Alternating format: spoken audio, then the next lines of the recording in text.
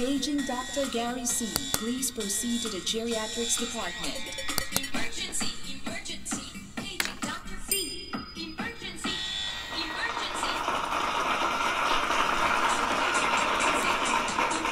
Ay, hello po sa inyong lahat. Si Dr. Gary C. po ito at nanonood po kayo ng Gabay sa Kalusugan. Alam naman nating lahat na ang walking ang isa sa pinaka-simple. Walang gastos. Hindi naman napakahirap gawin at maski saan pwede nyong gawin, no? Yung walking. Ang walking talagang the best yan eh. Madalas natin marinig maski 30 minutes a day lang na lakad-lakad, okay na. Pero medyo na iba ng konti itong discussion natin kasi ang pag-uusapan natin ay yung tinatawag na 30-minute interval walking. Ano bang health benefits nito? Hindi po ito yung ordinaryong lakad lang. At ito ay isang ayon sa National Institutes of Health. Itong klase ng paglalakad nito ay malaki ang nabibigay na health impact sa atin. Nakabubuti po ito hindi lang sa mga senior citizen, hindi lang sa mga bata-bata, no, kundi sa lahat, walang pinipili, babae man o lalaki. So yan ang pag-uusapan natin. Pero yung basic, ano bang health benefits ng paglalakad? Ano bang benepisyo na kukuha natin? Alam ng lahat siguro na tumutulong to para lumakas ang ating puso, ang ating baga. So it increase cardiovascular and pulmonary fitness. Siyempre, nababawasan ang risk natin magkaroon ng mga heart diseases o kaya yung chance na magkaroon ng stroke. Okay? Alam natin lahat yan eh. Bakit? Kasi pa nag-exercise ka, naglakad-lakad ka lang, gumagandang blood flow, di ba? Bukod doon, ini-increase nito yung mga tsansa na makontrol ang mga sakit tulad ng hypertension, high cholesterol, at kung maganda na ang inyong blood pressure, baka yung mga maintenance na gamot nyo ay maaring mapababa natin. Kung 2 yan o 3, kung 100 milligrams, baka pwedeng gawin 50, kung 10, gagawin 5. At kung ang inyong cholesterol naman ay sa normal, kung wala naman kayong high risk na magkaroon ng stroke o atake sa puso, maaari pang ang alisin. Pwede naman gamitin din yung mga gamot for preventive purposes.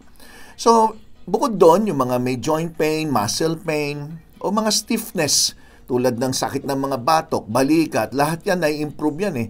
Pati legs, na-improve yan sa paglalakad-lakad. Even your blood sugar nakokontrol. Alam ng lahat niyan.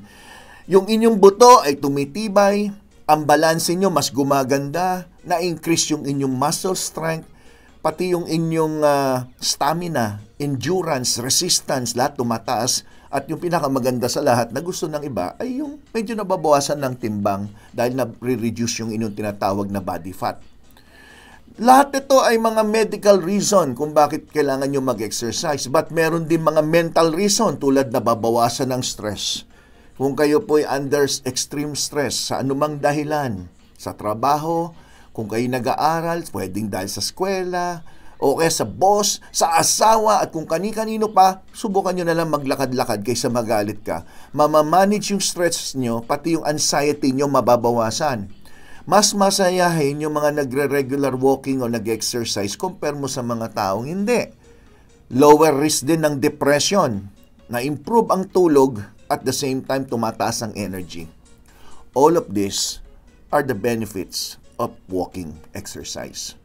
Ang madalas natin marinig, 30 minutes brisk walking, di ba? Madalas natin marinig yan. Sa 30 minutes brisk walking, yung standard na naglalakad ka, pag sinabing brisk walking, parang gitna ng lakad at konting takbo, o parang naglalakad ka na parang may hinahabol ka. Parang ikaw, misis, nakita mo si mister mo na may chicks kasama, hinabol mo ng paglalakad, ganon ang brisk walking. Alam nyo na yung ibig ko sabihin, di ba? Ito po ang mga pag-aaral na ginawa. Nare-reduce ng 30 minutes brisk walking sa 5 days a week, so 5 beses sa isang linggo ang mga sumusunod. Chances na magkaroon ng heart attack at stroke na bawasan ng 20 to 30%. Diabetes, 30 to 40%. Napakataas niyan, parang gamot ninyo ay hindi na madagdagan kung kayo'y nagme-maintenance. Nababawasan ang chance na magkaroon ng hip fracture by 36 to 68%. Bowel cancer by 30%, breast cancer by 20%, and depression and dementia by 30%. Ito yung nababawas na risk sa inyo by doing 30 minutes brisk walking. So pag sinabing 30 minutes brisk walking, naglalakad ka na parang mabilis ng konti na tuloy-tuloy for 30 minutes. Question, lahat ba ng tao kayang gawin yan? Baka hindi. So doon pumapasok yung tinatawag nating interval o kilala din sa intermittent walking. So ano ngayon itong interval walking? Ito'y nagulat ako dahil yung aking kaibigan doktor, ginawa niya to at ang ganda daw ng control ng kanyang blood sugar, lahat ng mga joint pain niya nawala. Ano yung interval walking? Ito na yan. Pag sinabing interval walking, parang alternate, di ba? Pag sinabing alternate, may mabilis, may mabagal, may mabilis, may mabagal. Parang ganon. So pag sinabing interval walking, alternating walking yan na easy, easy lang, easy ka lang, tapos steady pace, dahan-dahan, hanggang bibilisan nyo na naglalakad ka mabilis or yung tinatawag na power walking. Ibig sabihin ng power walking, naglalakad ka ng mabilis, yung mas may effort. So parang easy lang, medyo pahirapan ng konti, easy lang, pahirapan ng konti, interval. So ibig sabihin ng interval, di ba, salitan. So the word interval, nanggaling yan parang sa mahirap, madali, mahirap, madali, mahirap, madali. Typically, ang sinasabi nito, parang 30 seconds na mabagal lang na lakad, tapos 1 minute or 2 minutes na mabilis, 30 seconds na mabagal, tapos 1 to 2 minutes na mabilis. Pwedeng ganyan. But ito yung level na tinatawag. May level 1 saka level 2. Sa mga nandyan ngayon na beginner, na nanonood ngayon na beginner, ganito po yung 30 minutes interval walking for beginner. 1 minute of fast walking, tapos 4 minutes of moderate walking. So, na-imagine nyo na, 1:4. So, 1 minuto talagang parang nagmamadali kang maglakad. Then, 4 na minuto na dahan-dahan na lakad. Yung level 2 naman, medyo mas iba na. 1 minute na fast walking, tapos 3 minutes na brisk walking. So, meron mas mabilis pa. So, pag kaya nyo, umpisahan nyo muna sa level 1. Kumbaga, warm up muna siguro mga 2 linggo, ganito muna gawin nyo. Kung kaya nyo everyday, pwede. Pero 5 beses sa isang linggo lang, okay na. Pero kung kaya nyo everyday, wala naman delikado dyan. Pero ako tinuturo ko sa mga pasyente ko, ganito. Try nyo po itong 30 minutes na for beginner na tinuturo ko sa pasyente ko. Warm up muna. Doon sa 30 minutes, may 5 minutes ka warm up. Yung warm-up parang unat-unat ka lang muna, stretching. 5 minutes yan, matagal yan, ha? So, magpagpag ka lang dyan. Parang ganito, ma'am. O, yung mga sir, ganyan-ganyan lang, ganyan-ganyan lang. Tapos, marcha ka lang sa isang tabi. Mga 5 minutes lang, ganyan-ganyan lang. Para kang nag-kilos-kilos lang, para mag-circulate yung dugo. After 5 minutes, ito na mangyayari doon sa gitna, sa 20 minutes. Doon sa 20 minutes, 2 minutes, lakad lang, dahan-dahan, naglalakad na lakad mayaman. Yan. Tapos 2 minutes na lakad na may hinahabol ka.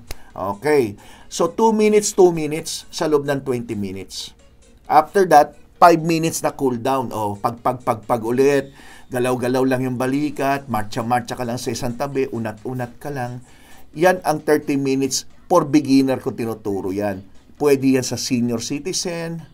Pero syempre, kung kayo naman ay sinabihan ng doktor na meron kayong problema sa puso, na hindi nyo kayang gawin itong mga ito, dapat sumunod kayo sa doktor kung anong binigay niyang exercise na nararapat sa inyo base sa sakit nyo. Kasi minsan po may mga congestive heart failure, halimbawa. Yan yung hindi nakaka-circulate masyado yung dugo sa heart. But kailangan nyo rin mag-exercise. So, maaari may tinuro yung doktor nyo o yung mga simpleng exercise na pwede nyong gawin. Kasi ito, syempre, paano ka naman makaka-brisk walking kung masakit ang tuhod mo? Paano kung candidate ka for hip replacement, talagang masakit? Hindi nyo magagawa. So ito, yung mga senior citizen na masasabi natin mobile, yung kaya pa maglakad. Hindi ba? So ngayon, kung nagustuhan nyo po yung ating tinuro, yung tungkol sa interval walking, umpisahan nyo na yan bukas.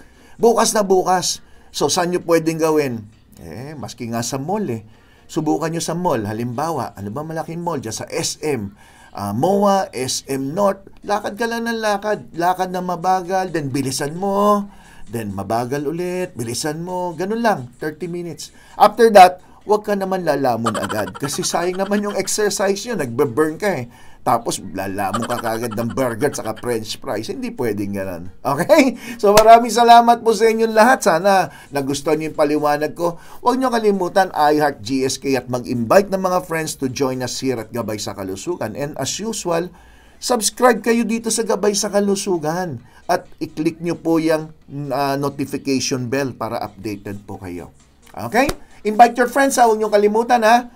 Okay, maraming salamat sa lahat ng nanood. Ako po si Dr. Gary C., ang inyong Gabay sa Kalusugan. Bye-bye!